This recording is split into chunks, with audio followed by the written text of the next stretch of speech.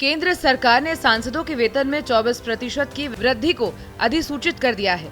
ये बढ़ोतरी 1 अप्रैल 2023 से प्रभावी होगी और इसे मूल्य वृद्धि सूचकांक के आधार पर तय किया गया है।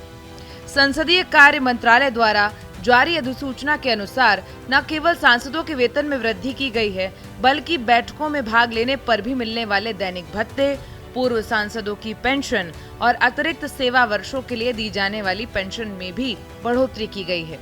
तो चलिए आपको बताते हैं कि कितना हुआ है इनका वेतन में इजाफा और क्या क्या सुविधाएं हैं इन सांसदों के पास। आपको बता दें कि सांसदों के वेतन में 24,000 का इजाफा हुआ है।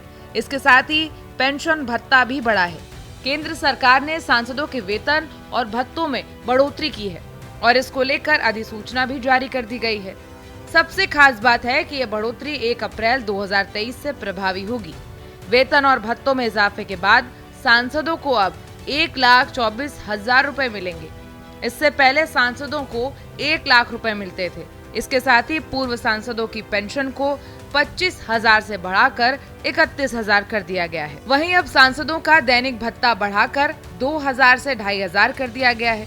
पूर्व सांसदों की पेंशन को 25,000 से 31,000 बढ़ा के अच्छा वेतन बढ़ाया है। आपको बता दें कि ये बढ़ोतरी सांसद सदस्यों के वेतन, भत्ते और पेंशन अधिनियम 1954 द्वारा प्रदत्त शक्तियों के तहत की गई है। संसदीय कार्य मंत्रालय की ओर से जारी राजपत्र अधिसूचना में कहा गया है कि 5 साल से अधिक की सेवा के प्रत्येक वर्ष के लिए अतिरिक्त पेंशन को 2,000 रुपए से बढ़ाकर 2,500 रुपए कर दिया गया है। संसद के चल रहे बजट सत्र के बीच सांसदों के वेतन, भत्ते और पेंशन में संशोधन की घोषणा की गई है। मौजूदा और पूर्व सांसदों को दिए जाने वाले वेतन और भत्ते में पहले का संशोधन अप्रैल 2018 में घोषित किया गया था। 2018 में संशोधन में एक सांसद के लिए घोषित आधार वेतन 1 लाख रुपए प्रति महीना था।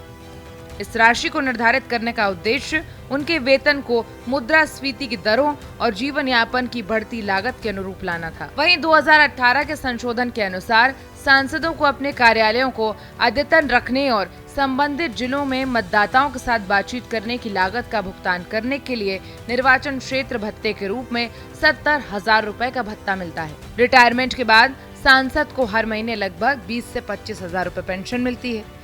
दिलचस्प बात यह है कि कोई एक दिन के लिए भी अगर सांसद बनता है तो वो इस सुविधा का पात्र है। इसके अलावा यात्रा में छूट और अन्य तमाम तरह के भत्ते और सुविधाएं भी दी जाती हैं।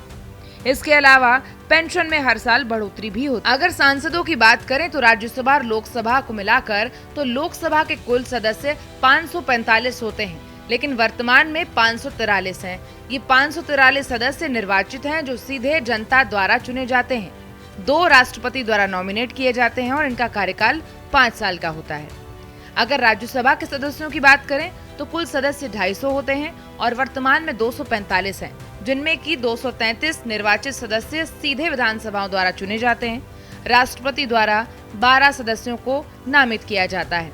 इनका कार्यकाल 6 साल का होता है और हर 2 साल में 1/3 सदस्य रिटायर होते हैं। इसके अलावा सांसदों को कई सारी सुविधाएं भी मिलती हैं। 34 हवाई यात्राएं फर्स्ट AC में सीट, यानी कि प्रत्येक सांसद 1 साल में 34 फ्री हवाई यात्राएं कर सकता है। सांसद चाहे तो 8 यात्रियों को अपने सहयोगियों को या स्टाफ को ट्रांसफर कर सकते हैं। उन्हें भारतीय रेलवे की सभी क्लास में मुफ्त यात्रा की सुविधा मिलती है। ये सुविधा संसद सत्र के दौरान और बाद में मिलती है। सड़क यात्रा के लिए 16 रुपए प्रति किलोमीटर तक का भत्ता दिया जाता है। ये तब लागू होता है जब सांसद किसी आधिकारिक कार्य के लिए सड़क से यात्रा करते हैं और हवाई या रेल यात्रा संभव नहीं होती। संसद सत्र के दौरान सांसदों को दिल्ली में परिवहन सुविधा प्रदान की जाती है। रिटायर्ड सांसदों को भी कुछ हद तक रेल और हवाई यात्रा पर रियायत मिलती है। 50,000 यूनिट की फ्री बिजली भी मिलती है। इसके अलावा दिल्ली में मुफ्त सरकारी आवास के साथ साथ ऑफिस के लिए 50,000 यूनिट की फ्री बिजली भी और 4 लाख लीटर मुफ्त पानी की सुविधा छूट भी मिलती है। लोकसभा सांसदों के लिए 1,50,000 मुफ्त कॉल और राज्यसभा सांसदों के लिए 50,000 मुफ्त कॉल की सुविधा मिलती है। सांसदों को मिलने वाली मेडिकल सुविधाओं के बारे में भी अब आपको बताते हैं। तो सांसदों को सरकारी और प्राइवेट अस्पतालों में सभी मेडिकल सुविधाएं मुफ्त मिलती हैं। CGHS अस्पतालों में मुफ्त इलाज होता है।